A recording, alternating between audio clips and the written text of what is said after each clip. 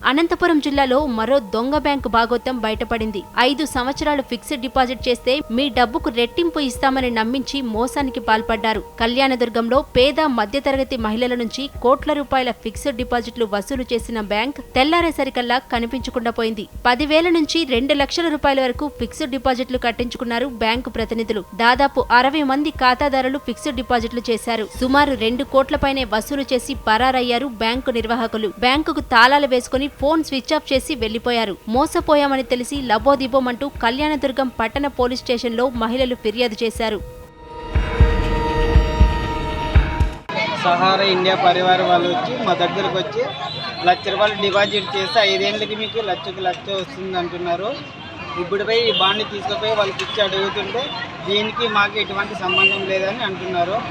వాళ్ళు ఏ రెస్పాన్స్ కూడా మాకు ఇవ్వడం లేదు. సహారా బ్యాంక్ వాళ్ళనా? ఇప్పుడు ఏం చెప్తున్నారమ్మా వాళ్ళు? ఇప్పుడే లేదు, ఇంకా సంవత్సరం కట్టాలా, ఇంకా 6 నెలలు కట్టాలా, 7 నెలలు కట్టాలని అంటూనే ఉన్నారన్న. అట్లా అంటూనే ఆ బ్యాంకే లేదని అంటున్నారు.